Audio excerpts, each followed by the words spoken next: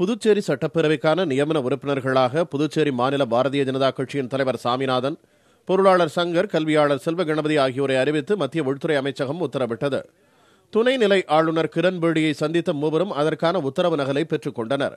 இந்த நியமனம் என்பது மத்திய உள்துறை அமைச்சகம் நேரடியாக நியமிக்க வேண்டியது. அனைத்து விதமான சட்ட எல்லைக்கு, சட்ட விதிமுறைக்கு உட்பட்டு முறையாக மத்திய அரசு என்பது சட்ட விதிமுறையில் இல்லாமல் இந்த ஆணையை வழங்கியுள்ளது. ஆனால் புதுச்சேரியின் ஆளும் அமைச்சரவை பரிந்துரையின்றி மூவரும் நியமிக்கப்பட்டிருப்பது விமர்சனத்தை எழுப்பியுள்ளது. தொடர்ந்து இதுவரை இதுபோன்ற 3 நியமிக்கப்பட்டிருக்கிறார்கள்.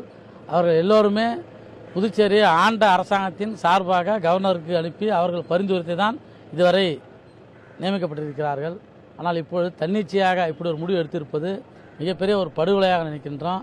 இது எங்களை கேட்டால் நடைமுறையில் இல்லாத ஒன்று. ஏன்னா எப்போதுமே புதுச்சேரி ஆளக்கூடிய அரசனுடைய பரிந்துரை ஏற்று தான் நியமன எம்எல்ஏக்கள் நியமிக்கப்படுவாங்க.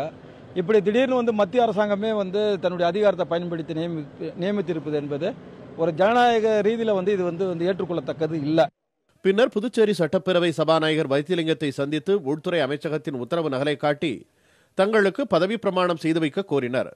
உத்தரவு மட்டுமே தற்போது வெளியாகி இருப்பதாகவும் அதற்கான அரசாணையை தலைமைச் செயலாளர் வெளியிட்ட பிறகு பதவி பிரமாணம் செய்து வைக்கப்படும் என்றும் சபாநாயகர் வைத்திலிங்கம் தெரிவித்தார். மத்திய அரசாங்கத்தினுடைய ஆணையை என்னிடத்திலே காண்பித்தார்கள்.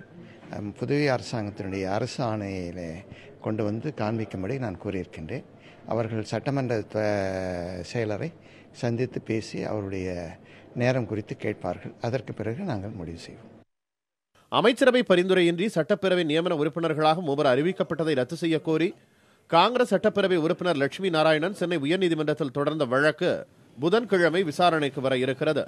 ஒரு வழக்கு நிலுவையில் இருக்கின்ற பொழுதே எந்த விஷயத்திற்காக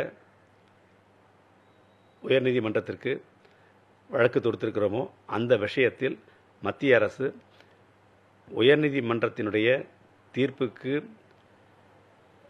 காத்திருக்காமல் வெளியிடுவது என்பது, அந்த உத்தரவை வெளியிடுவது என்பது ஜனநாயகத்திற்கு விரோதமானது. ஆளும் அமைச்சரவை பரிந்துரையின்றி நியமன உறுப்பினர்கள் நியமிக்கப்பட்டிருப்பது புதுச்சேரியில் இதுவே முதல் முறை.